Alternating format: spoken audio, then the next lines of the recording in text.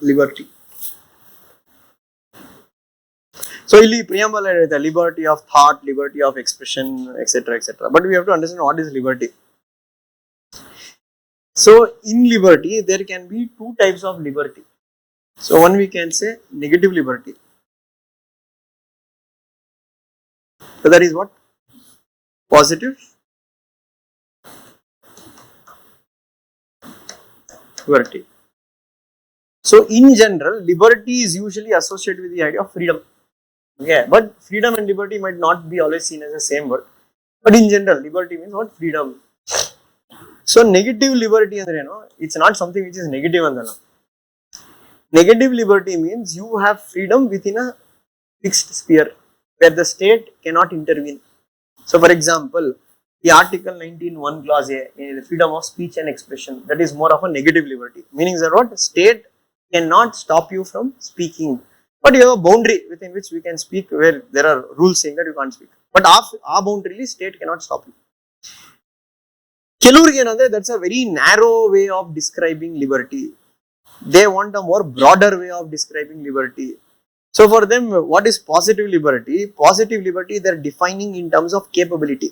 Andre, now to give you a better example, now let's say ನಡ್ಕೊಂಡು ಹೋಗ್ತಾನೆ, ಯಾಕೆಂದ್ರೆ ಅವ್ನು ನಡಿಬೇಕು ಅನ್ಸ್ತಾ ಇದೆ, ಅವ್ನು ನಡ್ಕೊಂಡು ಹೋಗ್ತಾನೆ.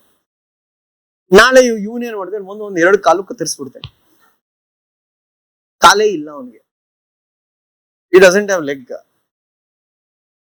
Right, okay, let us think he is physically deformed, he doesn't have a leg. Question is that ಇವನು ಇವಾಗ ಅಲ್ಲಿಂದ ಅಲ್ಲಿ ಅವನ ಮನ್ಸಲ್ಲಿ ಇದೆ ನಾನು ನಡಿಬೇಕು ಅಂತ, ಅವನು ಯಾರು ತಡಿತಾನೂ ಇಲ್ಲ, nobody stopping him, ಬಟ್ ಅವ್ನು ನಡಿಯಕ್ಕೂ ಆಗ್ತಾ ಇಲ್ಲ, ಕಾಲ್ ಮುರಿದೋಗ್ಬಿಟ್ಟಿದೆ. So there is a difference between capability and liberty. So when you define liberty only in terms of absence of restriction, that is negative liberty. Adre nanu illinda allu hogake yavanu tadiyavaniಲ್ಲ, not for ನಿನ್ನ ಇಷ್ಟ ಹೋಗು. But let us think I didn't have legs only, I want to go there but I am not able to go there. Why? Because there is no external support. So let us think now what government will do to make that fellow walk. They will give him an extra wheelchair and they will tell now you go. That is what we say positive liberty. So andre negative liberty, state does not interfere. But in positive liberty, the state will provide you necessary, what you can say, benefits so that it will build your capability. So what is positive liberty? What you aspire or that you want to do, or the state will help you to achieve those things, that we call as positive liberty. That is why you can say Article 21A of the Indian Constitution, what is that? Right to education.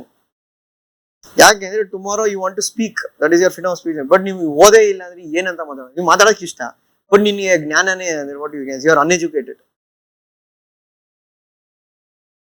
You want to participate in quiz contest, problem is nobody is stopping you from participating, but you don't have the knowledge only to participate. ಯಾಕೆಂದ್ರೆ ನಿನಗೆ education ಸಿಕ್ಕಿಲ್ಲ.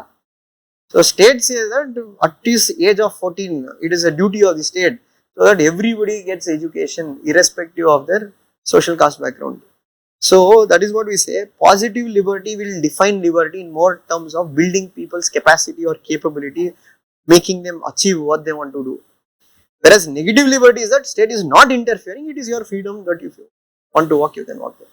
So that is how we define negative and positive liberty.